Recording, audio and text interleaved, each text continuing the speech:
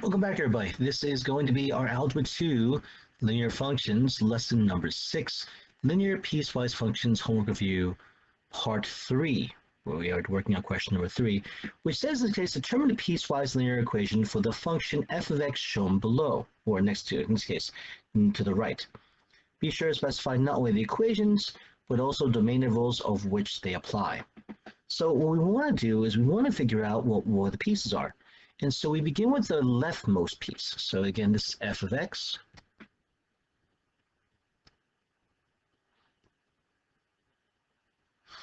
And we're going to take a look now at the x values, determine the intervals first. So the interval here first is going to be, looks like in this case, 1, 2, 3, 4, 5, 6. So -6, okay? Is less than or equal to, because we are including -6, all right, x is less than, and the reason why I say less than, because we're not including the value of x here on the rightmost point. It does not actually get to this number of 1, 2, 3. So that's our interval here, okay? And so now what we want to do is we want to figure out, well, what is going to be our equation in this case, a linear function? Well, we could find in this case the equation of a line. And so here, well, first off, it looks really nice that we can find the slope here. So we can see in this case as we go down to from it looks like 1, 2, 3, 4, 5, 6, 7. We're going to go down 6, and again then go to the right. 1, 2, 3, 4, 5, 6, 7, 8, 9. So we're going down 6 and right 9. That means our slope in this case would be -6/9 or -2/3. So that's our slope for the first one. Now we also notice in this case the y-intercept is going to be at this point here when y is equal to 3. So our b value in this case is equal to 3. So using that, we can use our form of y equals mx plus b and plug in to get the slope of -2/3 x plus 3. Okay? We can also justify as a coordinate in this case because we have the value of -6, 7. When x equals -6, all right, -2/3 times -6 will be 4, plus 3 is 7. So that works out nicely. Now for the second piece. So the second piece, our domain will be, it looks like the closed circle at x equals 3. So we go 4, 5, 6, 7. So our domain for this second part here will be 3 is less than equal to x is less than equal to 7. So that will be our interval in this case, a domain interval. So same thing as before, we're probably going to take a look in this case and say, okay, well, we are going to be going up to and then right 4. So up to right 4, that means our slope for this one, okay, our slope for this one will be up to right 4, a slope of 1/2. And that being the case, we can use a coordinate that we know that's on this graph. The coordinate we know for sure it has to be on this graph is going to be the coordinates 3, 4.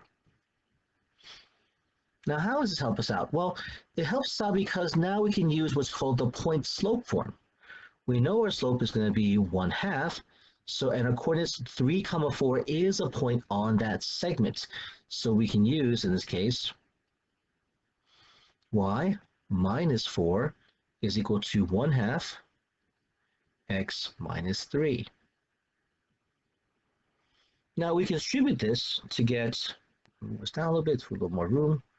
we will get in this case y minus 4 equals 1/2 x minus 3 over 2, adding 4 on both sides. We can get y is equal to 1/2 x.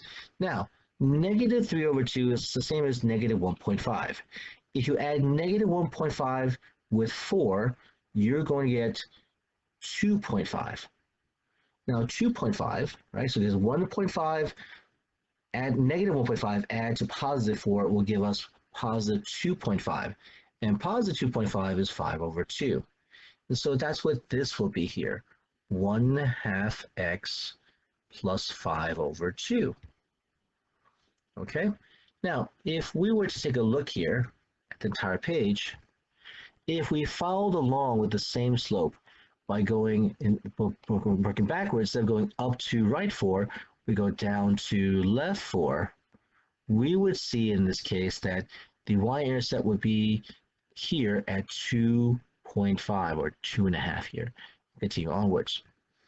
Okay, so yes, we had to definitely find, we definitely had to find the, take away that mark there. We definitely had to find sorry about that, ladies and gentlemen. We definitely had to find the coordinate to help us figure out the equation of a line, so we can now figure out the second part of this piecewise function. All right. Okay, ladies and gentlemen. So that being the case, I'm going to end this part 3. It looks like we're doing a video for each question because they're very involved videos. So the first thing we'll summarize is that you want to find the interval for domain. And we did that by looking from left to right. And so for the first one, we saw the leftmost x value was at negative 6, and the rightmost x value, although it's open circle, was at x equals 3. So our domain interval for negative 6 is less than equal to x is less than 3. Our second domain interval will begin when x equals 3 inclusive, so including that point, all the way up to when x is equal to, it looks like 7 here. And we're including both endpoints, which means in this case, our interval is from 3 is less than equal to x is less than equal to 7. We would then try to figure out the equation of the lines that are on these line segments are on. The first one, of course, we saw our slope was down 6, right 9, which means negative 2/3. And we also noticed the y-intercept was equal to 3. So we used all the information to find, in this case, the first part will be negative 2/3 x plus 3. Only an interval from negative 6 is less than equal to x is less than 3.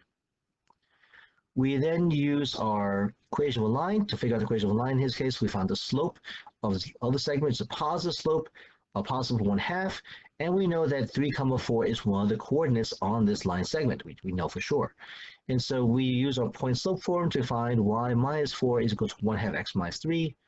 And then from there, what we do is we just try to solve for y by itself. And we are getting, in this case, y is 1/2 x plus 5 over 2, which is going to be working for the second part. Okay, thank you so much, ladies and gentlemen, for watching. Hope it's helpful. If you found it helpful, please give this video a like and subscribe to the channel if you have not done so already.